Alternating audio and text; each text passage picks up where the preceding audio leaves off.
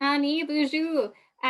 Welcome, Davi, and I'm really thankful and grateful that you could spare the time and give us your time for doing this interview today for our How You Got Your Job interview.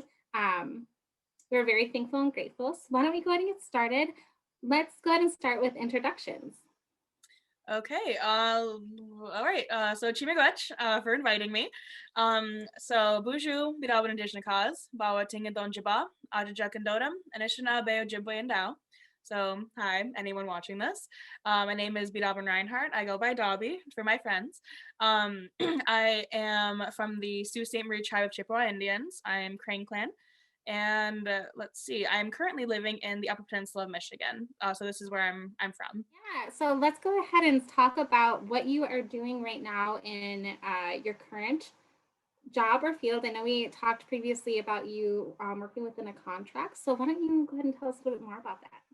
Yeah, sure. Let's see. So I actually just recently graduated with my master's degree in sustainable construction, and I did my degree emphasizing on how to integrate Ojibwe traditional ecological knowledge (TEK) into sustainable construction materials. And so that's really where I am aiming to go. I want to use that degree in the future by like building houses or consulting work for our own tribes.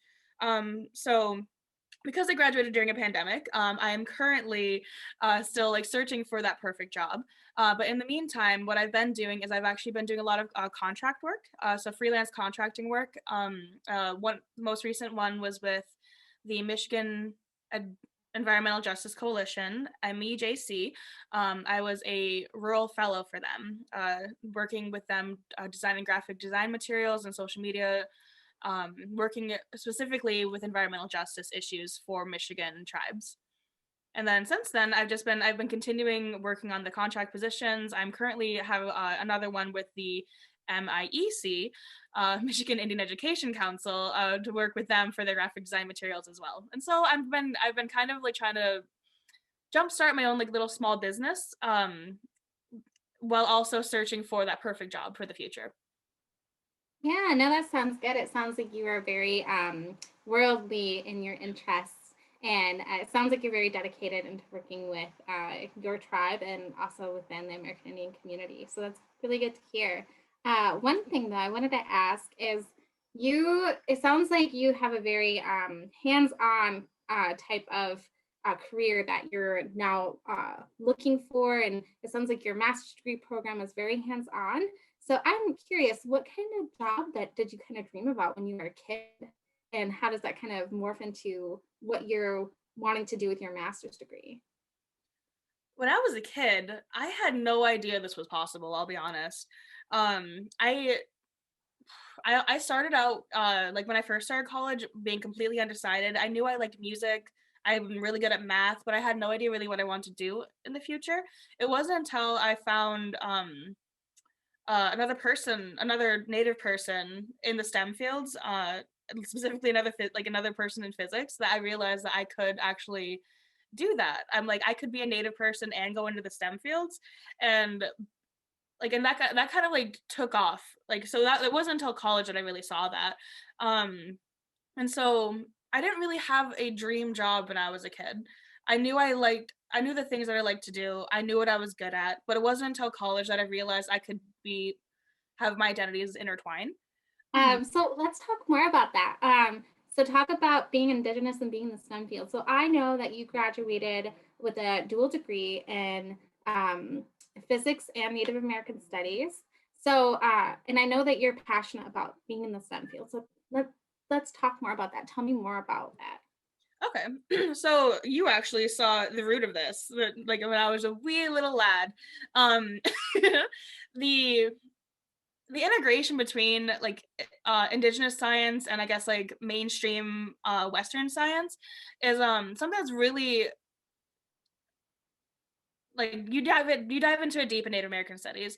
um the worldview, especially like the two worldviews that we have as indigenous people versus as like a western scientist, whatever, trying to find the connections, the overlap and the connections between the two is really what I want to focus on.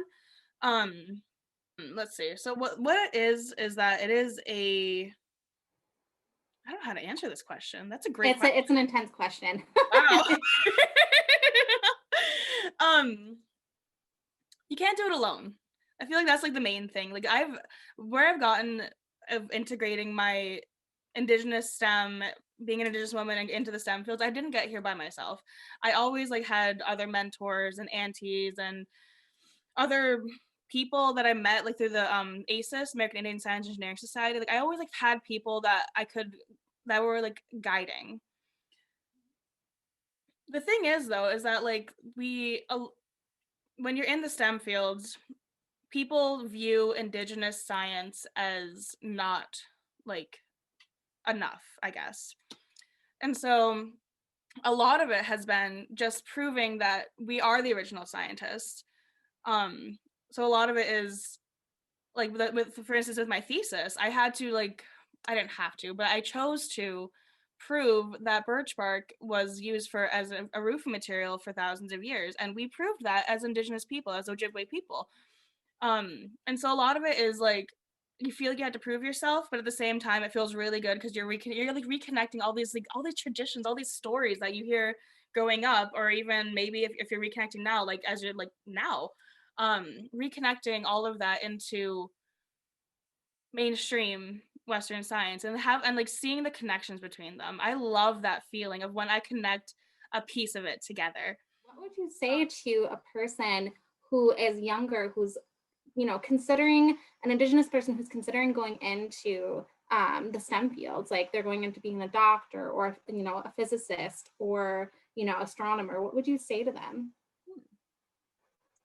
I know the one thing that helped me is knowing that there's others like them, that you don't have to sacrifice your identity to do it. There is, like, our Indigenous knowledge is valid, absolutely valid. It is before all else. And so I feel like what I would say to like maybe even to past me, because I can, it's a little more concrete, is that it is possible. Like this is all possible. Anything is. It really is like from an idealist perspective, there's others out there. You can do it. You can use your traditions and you can do whatever you want to do. And you don't have to do it alone. Your community's backing you, your family's backing you. If they aren't, then maybe reach out to me specifically. I will back you because we're not in this alone. Like we don't have to be just for our own. Like how society says you must be an individual, you have to get the money, you have to get the best house and the best cars and something like that. You don't have to do it alone. That's not the only values of society. You can be a good person, you can you can go back to your family, you can bring them with you, like it's for the community. And I feel like that's something that I really didn't hear a lot growing up, like in like high school and whatnot and like public schools, is that you can do this together, you don't have to do it on your own. And from more of a logistical standpoint, there's also resources available. Like there's a lot of resources out there, either from like people, like people you can reach out to people, or like funding issues and grants and stuff like that. There's always resources available, and you do not have to do it alone. One of the resources you mentioned earlier was ACEs. Can you talk Yeah. about that really quick for any young person who might be interested in the STEM field? Yes, they are literally the one, like that is where I met the first native physicist. And so American Indian ACES, American Indian Science Engineering Society. They are a national organization, the largest national native organization of tribal professionals and students in the like all spanning across the entire country and Canada. That is where I actually met a lot of people like me, and that's like the first conference I went to that like blew my mind, just like seeing like it was like 2,000 people in a room that were like all people that were like they're all brown wearing their beadwork. They had like all like some people were in like their ribbon skirts and moccasins, some people were wearing like the best suit I've ever seen in a bolo tie. It was like gorgeous seeing that. And then just like hearing like they started out the day with a prayer. They started out the whole like a 3-day conference with a prayer. There was like drums and like the eagle staffs, And then after that, we went into seminars learning about how to work for NASA, and like how like it was amazing. Like that literally changed my life. So I like that for anyone out there interested in like being like an indigenous person in STEM, like you have got to reach out to And them. I actually want to share information to our youth or even our adults who are watching about ACEs. Um, if I'm not, I might be mistaken about this. Correct me if I'm wrong, but they have scholarships available, right? For and Oh like yeah. different avenues for funding for American Indian students Yeah. to like do STEM fields in college, right? Yeah, so they have multiple tracks. So they have pre-college, so middle school through and high school. They can get like there's like challenges and grants and funding for them. There's a lot of scholarships available for college students, um, undergrad, graduate, and PhD. And then they also have professional tracks that are for people like professional chapters to get you actually connected into professional circles. So there's all of those ones, and then there's also the last one. They even have an elder circle, like that's like how like well-rounded, like this is an entire lifetime of indigenous people in the STEM fields. Hmm. No, that's really good. I really want to share those resources with um, our students in our community who would be interested here in Minneapolis and St. Paul. But I know that our time is wrapping up here, so I just wanted to ask, do you have any parting words for anyone of any age watching this video and listening to your journey and your love and passion for STEM and your community and intertwining that? Do you have any parting words for them? Oh, you're the great questions today. My God. I don't know. I feel like the thing is that like right now, this is like where we live in, the society we live in right now. It seems like it's difficult, but it doesn't have to be. I feel like my parting words would honestly be just like reiterating that you don't have to do this alone, that there's always stuff out there. The opportunities will present themselves. And when you get stuck, reach out for help. Like I feel like that's like the main thing. Like and every single time that I found myself in like a rut, when I was at the lowest point, I would reach out to for instance, one of my ACES mentors or like one of the Native Studies faculty or staff, my auntie Kathy, or someone. I'd reach out to them and I would let them know, like, here's the troubles that I'm having. I want to do this. I know I want to do this for my community. And I know the path, I can see the foggy path ahead of me. How do I get there? And then they would help me clear it up. They would introduce me to someone or say, you don't have to do it this way, or you could go this way. Or those resources are available. And so like if you even have like an idea, go for it. Find someone who will help you get there. You lean on your community, and like that's like it's for all of us, but it's also for you. And like I feel like that's what I would say. Hmm.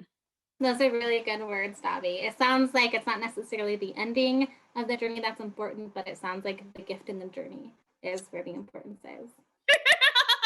Yes, definitely. I see what you did. Thank you, Native American Studies, Center for Native American Studies, for that catchphrase. Oh, Those inspirational words. yeah. Well, Chief Gotch, from all of us at the American Indian Family Center here in St. Paul, we really appreciate your time again, and I'm excited to get this posted. And again, thank you. All right, Chima Grudge. Chief Gotch.